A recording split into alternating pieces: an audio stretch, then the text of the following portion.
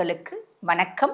நான் டாக்டர் தீபா அருளாளன். பராபவ வருடம் தக்ஷணாயனம் ஆவணி மாதம் 7ஆம் தேதி 24/8/2026 திங்கட்கிழமை. இன்றைய தினம் நல்ல நேரம் காலை 9:15 10:15 மணி வரைக்கும், மாலை 4:45 5:45 மணி வரைக்கும். திதி இன்று அதிகாலை 5:33 வரை ஏகாதசி, பின்பு துவாதசி திதி. நட்சத்திரம் இன்று இரவு 10:16 வரை பூராடம், பின்பு உத்திராட நட்சத்திரம். யோகம் இன்று இரவு 10:16 வரை சித்த யோகம், பின்பு மரண யோகம்.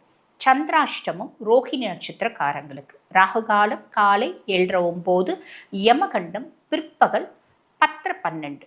இன்றைய ராசி பலன். மேஷ ராசி அன்பர்கள். சந்திரன் இன்றைய தினம் 9ஆம் பாவத்தில் இருக்காருமா. பாக்கியஸ்தானம் பாதகஸ்தானம் அப்படின்னு சொல்லலாம், அங்கே இருக்காரு. அப்போ உங்களுக்கு என்ன மாதிரி பலன்கள் வரும் அப்படின்னா, இன்றைய தினம் ஏதோ ஒரு செலவு அப்படின்றது. இந்த செலவு யாருக்காக நீங்கள் செய்கிற மாதிரி இருக்கோ அப்படின்னா, உங்களுடைய தந்தை வழி செலவு. தந்தைக்கு ஏதாவது ஒரு செலவு செய்வீங்க. ரொம்ப எளிமையாக சொல்லணும் அப்படின்னா, அப்பாவுக்கு இன்னைக்கு பர்த்டேங்க, அப்பா பர்த்டேக்காக அப்பாவுக்கு பார்த்திங்கன்னா கேக் வாங்கினேன், ட்ரெஸ் வாங்கினேன், அப்பாவுக்கு சர்ப்ரைஸ் பார்ட்டி கொடுத்தேன் அப்படின்ற மாதிரி ஒரு செலவு. அப்பாவுக்கு கொஞ்சம் ஹெல்த் இஷ்யூஸ் இருந்துச்சுங்க, அப்பா ஹாப்பியாக இருக்கணும், அப்பா ஆரோக்கியமாக இருக்கணும், அதனால் நான் அப்பா ஒரு கம்ப்ளீட் மாஸ்டர் செக்கப்புக்கு ஹாஸ்பிட்டல் கூட்டிகிட்டு போய் கம்ப்ளீட் செக்கப் பண்ணிவிட்டு எனக்கு இப்போ தான் ஹாப்பியாக இருக்குது. அந்த மாதிரி உங்கள் மனசு சந்தோஷம் அடையும் அந்த செலவுனால அப்படின்னு சொல்லலாம். புரியுதுங்களா? அதே மாதிரி ஹையர் எஜுகேஷன், வயசு பசங்க ஹையர் எஜுகேஷன் படிக்கணும்னு பிளான் பண்ணேன், அதுக்கு அப்ளிகேஷன் வாங்கினேன். அதுக்கு பார்த்திங்கன்னா நான் சில செலவு செஞ்சு அதுக்கு எல்லாமே நான் அப்ளை பண்ணேன். இல்லை எனக்கு கிடச்சிருச்சு, அதுக்காக நாங்கள் காலேஜுக்கு ஃபீஸ் பே பண்ணேன். இப்படி ஏதோ ஒரு விதத்தில் ஒரு செலவு. ஒரு ஆன்மீக டூருக்கு நான் புக் பண்ணியிருக்கேன், அதுக்காக காசு கட்டியிருக்கேன். இப்படி ஏதோ ஒரு விதத்தில் செலவு. அந்த செலவுனால மனசு சந்தோஷம் அடையுது அப்படின்னு சொல்லாமல் வாழ்த்துக்கள். ரிஷபராசி அன்பர்கள். இன்றைய தினம் சந்திரன் 8ல் ஒரு முயற்சி செஞ்சுட்டு இருந்தீங்க, அந்த முயற்சி சக்ஸஸ் ஆகலை. அது நான் நினச்சது ஒன்று நடந்தது ஒன்று அப்படின்ற மாதிரி போய் முடிஞ்சிருச்சு.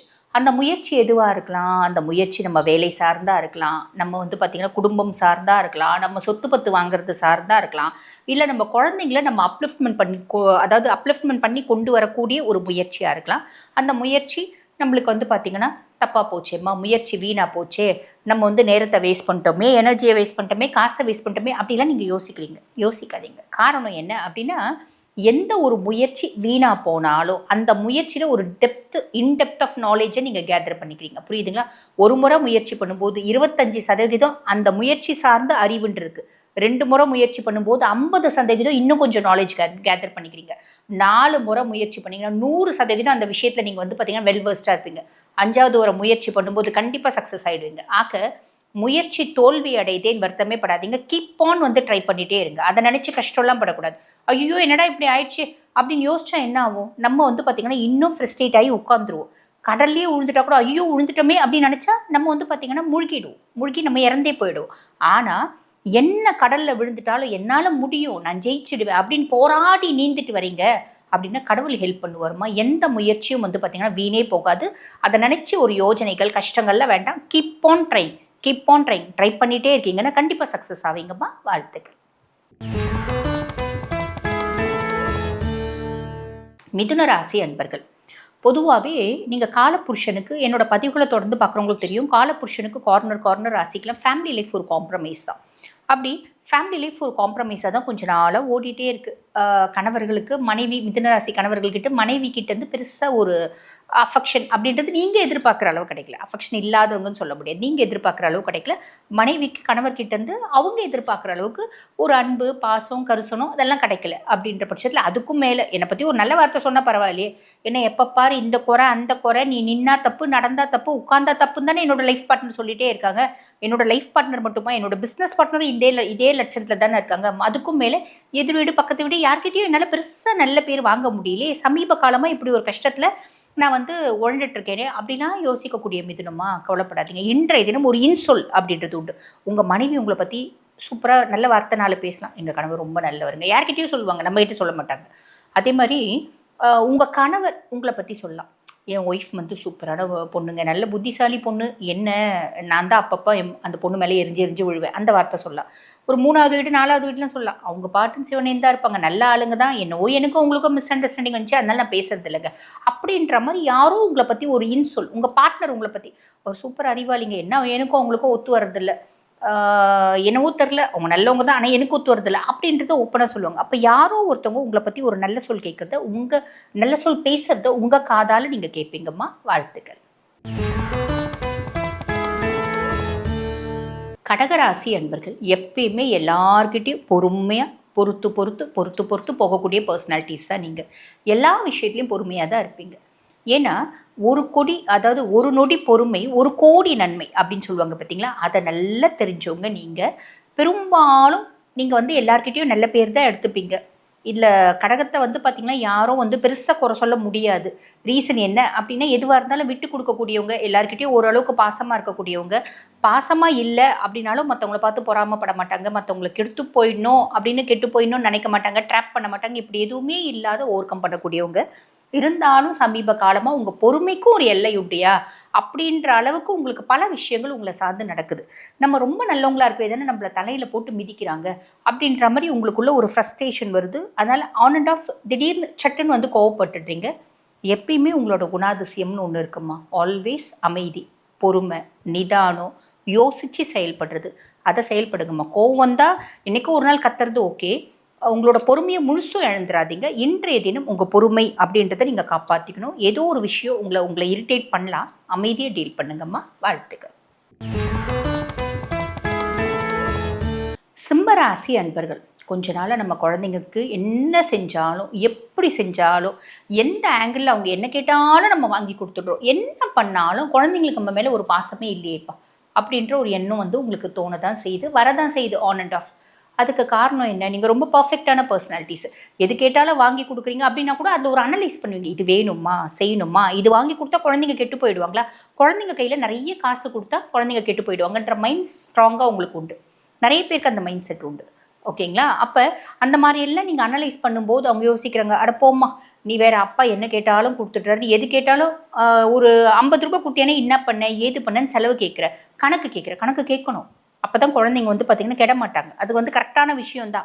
பட் அதை வந்து பார்த்திங்கன்னா பிள்ளைங்க புரிஞ்சிக்காமல் நீங்கள் வந்து சரியில்லை, நீ அம்மா சரியில்லைம்மா அப்போதாம்மா சூப்பர் அப்படின்ற மாதிரி ஒரு செஞ்சிட்ருக்காங்க, சொல்லிகிட்ருக்காங்க. இதனால் உங்களுக்கு ஒரு மனசு கஷ்டம். நம்ம எவ்வளோ செஞ்சோம், நம்ம குழந்தைங்க நம்ம மேலே பாசமாகவே இருக்க மாட்டேங்குதுங்களேயா அப்படின்னு யோசிப்பீங்க, எல்லாமே செய்வீங்க.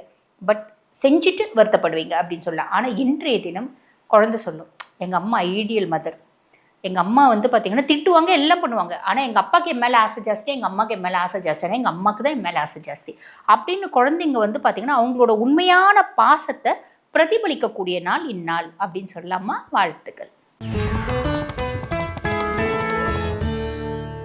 கன்னிராசி அன்பர்கள், சந்திரன் 4ஆம் பாவத்தில் இன்றைய தினம் வந்து பாருங்கள், உங்களை பற்றி பெருமையாக பேசுவாங்க. யார் பேசுவாங்க? உங்கள் மாமியார் பேசுவாங்க, உங்கள் அம்மா பேசுவாங்க. அம்மா பேசுறது பெரிய விஷயம் இல்லை, பெத்த தாய்க்கு எப்பயுமே பிள்ளைங்க மேலே ஒரு கர்வம் இருக்க தானே செய்யும். பிள்ளைங்க என்ன பண்ணாலும் என் பிள்ளை மாதிரி வெளியே கிடையாதுப்பா, யாரும் கிடையாதுப்பா அப்படின்ற மாதிரி வெளியே வந்து மற்றவங்ககிட்ட சொல்கிறது உண்டு. உள்ள பிள்ளை என்ன சண்டை போட்டுச்சு அப்படின்னாலும் வெளியே எதிர் வீட்டுக்காரி வந்தால்னா என்னம்மா ஒரே சண்டை அப்படின்னா, அவங்க அப்பா எங்கம்மா எங்கள் வீட்டுக்கார் சொல்கிற பேச்சே கேட்க மாட்டேங்கிறார், குழந்தை பாவம், படிக்கிற குழந்தை இன்னும் படின்னு டார்ச்சர் பண்ணுறாரு. என் பிள்ளை எவ்வளோ படிக்குது தெரியுங்களா, கிளாஸ்லேயே அதுதான் ஃபஸ்ட்டு, கிளாஸ்லேயே அதுதான் லாஸ்ட்டாக இருக்கும். இருந்தாலும் பெற்ற குழந்தைய விட்டு கொடுக்காதவ தான் தாய், அதுதான் தாய் அப்படிம்பாங்க இல்லையா. தாய் கூட யாரையுமே கம்பேர் பண்ணக்கூடாது. ஏன்னா வந்து பார்த்திங்கன்னா தாயை விட சிறந்தது உலகத்தில் எதுவுமே இல்லை. ஈசனை மட்டும்தான் சொல்லுவாங்க, தாயை விட சிறந்த தயாவான தத்துவனே அப்படின்னு. அப்படிப்பட்ட தாய் உங்களை பெருமையாக பேசுறது அது ஆன் அண்ட் ஆஃப் நடக்கிறதா. உங்கள் மாமியார் உங்களை பற்றி பெருமையாக பேசுவாங்க, அடடா என் மருமக மீதி எல்லாரை விட இவ ரொம்ப நல்லவப்பா, அவ பாட்டுன்னு வேலையை செய்வா, எது செஞ்சாலும் ஒரு சாம்பார் வைக்க சொன்னால் கூட மற்றவங்களாம் ஏதோ மாதிரி செய்வாங்க, இவ ஜம்முன்னு செய்வா. அப்படி ஏதோ ஒரு விதத்தில் உங்களை பற்றி உங்கள் மாமியார் பெருமை பேசக்கூடிய நாள் அப்படின்னு சொல்லலாமா. வாழ்த்துக்கள்.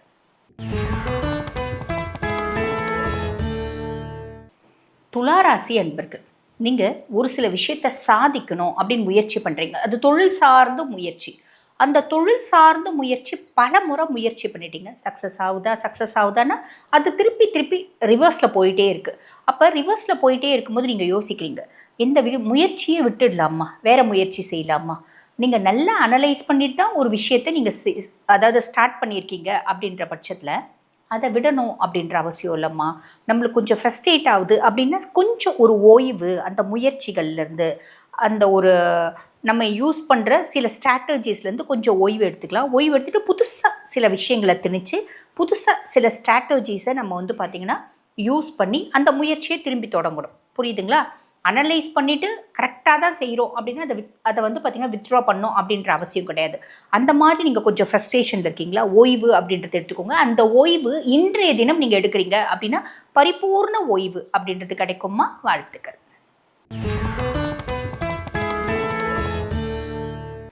விருச்சிக ராசி அன்பர்கள், ரொம்ப நாளாக குடும்பத்துக்கு எவ்வளோ செஞ்சாலும் குடும்பத்தில் யாரும் வந்து பார்த்திங்கன்னா எனக்குன்னு ஒரு அங்கீகாரம் கொடுக்கவே மாட்டேங்கிறாங்க. நான் சரியில்லை, நான் சரியில்லை, நான் சரியில்லைன்றாங்க. ஏன் அப்படி சொல்கிறாங்க?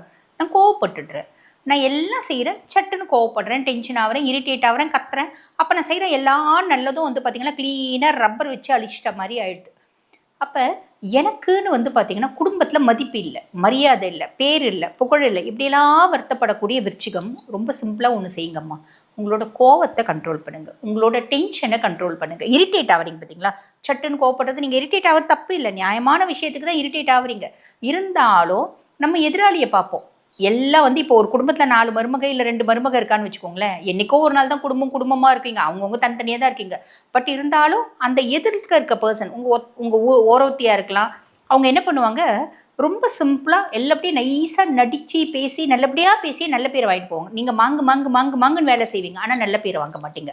அப்போ நல்ல பேர் வாங்கணுன்னா என்ன பண்ணணும்? கோவத்தை கண்ட்ரோல் பண்ணுங்கள். கோவத்தை கண்ட்ரோல் பண்ணிட்டீங்கன்னா ஆட்டோமேட்டிக்காக கீர்த்தி, புகழ் அப்படின்றது உண்டு. அது இன்றைய நாள் கிடைக்கிறதுக்கான வாய்ப்பும் உண்டு. வாழ்த்துக்கள்மா. தனுசு ராசி அன்பர்கள், இன்றைய தினம் சந்திரன் உங்களுக்கு சுயஸ்தானத்திலே இருக்கார். இவ்வளோ நாள் நீங்கள் ஏதோ ஒரு விதமான குழப்பம், ஏதோ ஒரு விதமான வருத்தம் அப்படிலாம் இருக்கீங்க அப்படின்னா கூட ரொம்ப சிம்பிளாக தனுசு எதை பற்றி வருத்தப்படுவீங்க?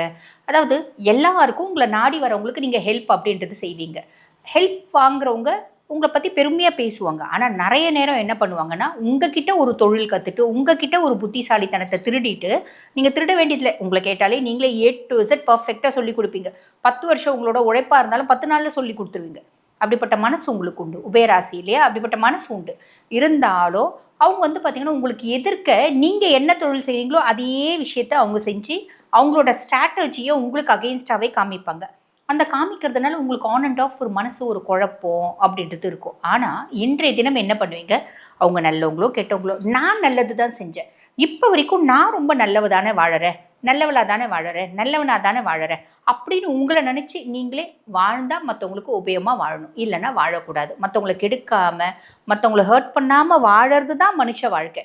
இது நியாயமான விஷயம், இதுதான் கரெக்டு, இது பிரகாரம் தான் நான் வாழறேன். மற்றவங்க யார் எனக்கு திருப்பி என்ன வந்து எனக்கு பரிசு கொடுக்குறாங்க, எனக்கு துக்கத்தை கொடுக்குறாங்களா, துயரத்தை கொடுக்குறாங்களா, கஷ்டத்தை கொடுக்குறாங்களா, அதை பற்றியெல்லாம் கவலைப்படக்கூடாது. நான் எல்லாருக்கும் நல்லது அப்படின்ற ஒரு பரிசு தான் கொடுக்குறேன், அது எனக்கு ரொம்ப ஹாப்பி அப்படின்னு உங்களை நினச்சே நீங்கள் சந்தோஷம் அடையக்கூடிய நாள், மகிழ்ச்சி அடையக்கூடிய நாள் இன்னைக்கு அப்படின்னு சொல்லலாம். Keep on doing good things. என்றைக்குமே உங்களை நினச்சி நீங்கள் மகிழ்ச்சி தான் அடைவீங்க. வாழ்த்துக்கள்மா. மகர ராசி அன்பர்கள், ரொம்ப நாளாக வெளிநாடு போகணும் அப்படின்னு பிளான் பண்ணிட்டு இருந்தீங்க. அந்த வெளிநாடு போகிறதுக்கான ஒரு விஷயம் அப்படின்றது கைக்கு வந்துடும். இன்றைக்கி நிறைய பேருக்கு வந்து பார்த்திங்கன்னா வீசா கிடைக்காம பிளான் பண்ணிட்டு இருந்தவங்க வீசா கிடைக்கும். நான் வந்து பாஸ்போர்ட்லாம் வந்து எடுத்து வச்சுருக்கேங்க, புதுப்பிச்சுட்டு வரணும். வந்த பின்னாடி நான் வந்து பார்த்திங்கன்னா ஃபாரின் போகலான்னு பிளான் பண்ணிகிட்ருக்கேன், அந்த விஷயத்த செய்வீங்க. நான் ஒரு வீடு வாங்கலான்னு பிளான் பண்ணுறேன், வீடு வாங்குகிற விஷயத்த செய்வீங்க. எல்லாமே செய்வீங்க. ரொம்ப சிம்பிளாக சொல்லணும் அப்படின்னா, இப்போ வெளிநாட்டுக்கு வேலைக்கு கிடச்சிருச்சு அப்படின்னாலும் கிடைக்கிற வரைக்கும் கிடைக்கலேன்ற வருத்தம் இருக்கும். கிடைச்சிட்ட பின்னாடி ஐயோ இங்கேருந்து நம்ம வந்து பார்த்திங்கன்னா கல்ஃப் கண்ட்ரிஸ் போகிறோமே, அங்கே போய் நம்மளால் சுதாரிச்சிட முடியுமா, அங்கே போய் வேலையை நம்மளால் பர்ஃபெக்டாக செஞ்சிட முடியுமா, நம்ம 3 வருஷம் அக்ரிமெண்ட்டில் போகிறோம், 2 வருஷம் அக்ரிமெண்ட்டில் போகிறோம், அந்த 2 வருஷம் பக்காவாக செஞ்சிடுவோமா, எந்த ஹெல்த் இஷ்யூஸோ வராது இல்லை, அங்கே போய் நம்மளால் நிம்மதியாக வாழ்ந்துட முடியுமா. அவங்கவுங்க நம்ம தான் வந்து சோஷியல் மீடியாவில் சினிமாலாம் பார்க்குறோமே, போயிட்டு திரும்பி வந்துடுறாங்க, தப்பான இடத்துக்கு போயிடுறாங்க. அந்த மாதிரிலாம் இல்லாமல் பக்கவாக இருக்குமா, நம்ம எல்லாமே அனலைஸ் தான் பண்ணோம். பட் இருந்தாலும் அந்த மாதிரி ஏதாவது தப்பாக போயிடுமோ அப்படின்ற மாதிரி ஒரு விதமான குழப்பம், ஒரு பயம் அப்படின்றது உங்கள் மனசில் இருக்குமா. இன்றைய தினம் அந்த பயம் அப்படின்றது இருக்கும். ஏன் பயப்படுறீங்க?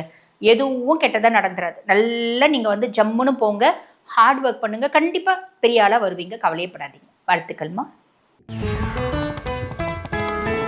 கும்பராசி அன்பர்கள், உங்கள் லாபம் குறித்து நம்ம ஏதாவது புதுசாக செய்யணும் நம்ம தொழிலில் அப்படின்னு யோசிச்சுட்டே இருந்தீங்க. ஒரு கன்சர்னில் வேலை செய்கிறீங்க, ஃபாரின் போகணும் அப்படின்ற ஒரு யோஜனை இருந்துட்டு இருந்துச்சு. சந்திரன் 11ஆம் பாவத்தில் இருக்கா. அப்போ லாபம் குறித்து ஒரு யோஜனை ஜாஸ்தியாகும், ஃபாரின் போகணுன்ற எண்ணம் ஜாஸ்தியாகும். நம்ம ஏன் நம்மளோட பிஸ்னஸை ஃபாரின் வரைக்கும் கொண்டு போகக்கூடாது அப்படின்ற யோஜனை வரும். இப்படி நிறைய யோசனைகள் வரும். அந்த யோசனை ரொம்ப நாளாக ஆன் அண்ட் ஆஃப் வந்து போகுது. ஆனால் அதுக்காக நான் பெருசாக எந்த ஒரு ஆக்டிவிட்டியும் செய்யலைங்க, பெருசாக எந்த ஒரு செயலையும் செய்யலை. செஞ்சால் நல்லா இருக்கும்னு நினைக்கிறேன். அதுக்கான எனக்கு லூப் லைனே கிடைக்கல அப்படின்னு யோசிக்கக்கூடிய கும்பம் கூட இன்றைய தினம் இந்த உங்களோட எண்ணங்கள், உங்களோட கனவுகள் நினைவாகிறதுக்காக ஏதோ ஒரு நற்செயல் அப்படின்றது செய்வீங்க, ஏதோ ஒரு துவக்கம் அப்படின்ட்டு செய்வீங்க. அது வந்து பார்த்தீங்கன்னா சோஷியல் மீடியா இன்ஃப்ளூயன்ஸாக இருக்கலாம், இல்லை வெளிநாட்டில் இருக்க பர்சன்ஸை காண்டாக்ட் பண்ணுறது, இல்லை ஒரு கன்சர்னை காண்டாக்ட் பண்ணுறது, ஒரு ஏஜென்சியை காண்டாக்ட் பண்ணுறது, இப்படி ஏதோ ஒரு நற்செயல் அப்படின்றது இன்றைக்கி செய்வீங்கம்மா. கண்டிப்பாக செய்யுங்க, நல்லதே நடக்கும். வாழ்த்துக்கள்மா. மீன ராசி அன்பர்கள், ரொம்ப நாளாக நான் ஹார்ட் ஒர்க் பண்ணுறேன். நான் ஒரு சின்சியரான டெடிக்கேட்டடான ஹார்ட் ஒர்க்கர். என்னோடய ஆஃபீஸை பொறுத்த வரைக்கும் எனக்கு நல்ல பேர் உண்டு. பெருசாக வருமானம் வரல, எனக்கு பேர் மட்டும்தான் இருந்துச்சு. எனக்கு இன்க்ரிமெண்ட் கொடுக்க மாட்டாங்க, ப்ரமோஷன் கொடுக்க மாட்டாங்க. ஆனால் எல்லாரும் வந்து எனக்கு நல்ல பேர் சொல்லுவாங்க. பேரை மட்டும் வச்சு என்ன பண்ண முடியும்? எங்கள் வீட்டில் அடிக்கடி கேட்பாங்க, உன்னோட நல்ல பேரை வச்சு 1 கிலோ அரிசி வாங்கிவா அப்படிம்பாங்க, விளையாட்டாக சொல்லுவாங்க. அப்போ நான் என்ன பண்ணுறது? எனக்கு வந்து பார்த்திங்கன்னா ஹார்ட் ஒர்க் பண்ணுற ஆஃபீஸில் எனக்குன்னு ஒரு ரெக்கக்னைசேஷன் கிடைக்க மாட்டேங்குது. என்ன பண்ணுறது அப்படின்னா, எதுவுமே பண்ணாதீங்க. நீங்கள் பாட்டுன்னு உங்கள் ஹார்ட் ஒர்க்கை பண்ணுங்கள்.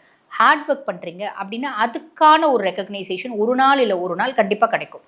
அப்போ உங்களோட புத்திசாலித்தனத்துக்கோ, உங்களோட பொறுப்புக்கோ, உங்களோட வந்து பார்த்திங்கன்னா ஒரு சமயோஜித புத்திக்கோ, நீங்கள் வேலையை கையாளக்கூடிய திறமைக்கும் உங்களுக்கு வந்து பார்த்திங்கன்னா சுகமான ஒரு வாழ்க்கை அப்படின்றது கிடைக்கும். இன்றைய தினம் ஏதோ ஒரு விதத்தில் தொழில் சார்ந்து ஒரு சுகமான செய்தி அப்படின்றது வருமா? இன்றைய தினம் சுகம். வாழ்த்துக்கள். இன்று ஒரு ஆன்மீக தகவல். நேற்றைய தினம் என்ன பார்த்தோம்? இந்த தேங்காய் எண்ணெய் விளக்கு சங்கல்பம் வச்சுட்டு நம்ம விளக்கேற்றலாமா விநாயகருக்கு அப்படின்னு சொன்னோம். விநாயகரை எதுக்கு வழிபாடு பண்ணணும்? விநாயகர் தாம்மா மூலக்கடவுள். எப்பயுமே எந்த ஒரு விஷயத்தை செய்யறதுக்கு முன்னாடியும் நம்ம விநாயகரை வழிபாடு பண்ணிட்டு தான் செய்யணும். அப்போ தான் நம்ம செய்யக்கூடிய அத்துணை விஷயங்களும் பலிதமாகும் அப்படின்றது உண்மை. இது யார் கண்டுபிடிச்சது? இது ஈசன் கொடுத்த வரம் விநாயகருக்கு. புரியுதுங்களா? என்ன வழிபாடு பண்ணோம் அப்படின்னாலும் உன்னை வழிபாடு பண்ணிட்டு பண்ணோம். எந்த ஒரு விஷயத்தையும் உன்னை வழிபாடு பண்ணிட்டு செய்கிறாங்க அப்படின்னும் போது அந்த விஷயம் விக்னங்கள் இல்லாமல் நடக்கும், தடங்கள் இல்லாமல், இடையூறுகள் இல்லாமல் நல்லபடியாக நடக்கும் அப்படின்றது ஒரு வரம் விநாயகருக்கு ஈசன் கொடுத்தது. புரியுதுங்களா? அதனால தான் நம்ம முக்கியமான விஷயம் யாகம் பூஜை எது செய்யறதுக்குனாலும் ஒரு மஞ்சள் பிள்ளையார பிடிச்சி வச்சுருவாங்க.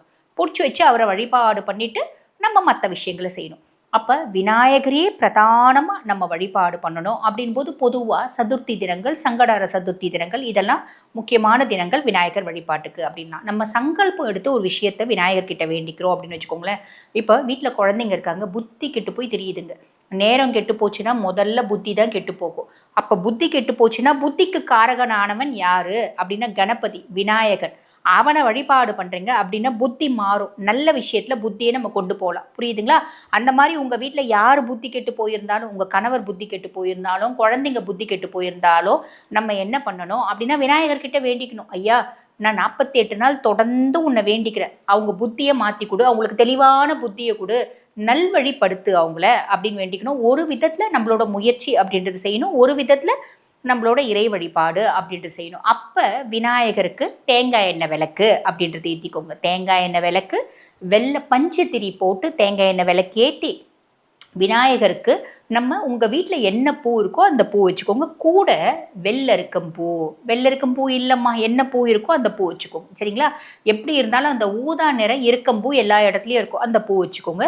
4 வந்து பார்த்திங்கன்னா உங்களுக்கு அருகம்புல் வச்சுக்கணும். வச்சுட்டு விநாயகருக்கு விளக்கேற்றி விநாயகரை வழிபாடு பண்ணும். எப்படி வழிபாடு பண்ணும் நாளைய தினம் சொல்கிறோம்மா. நன்றி.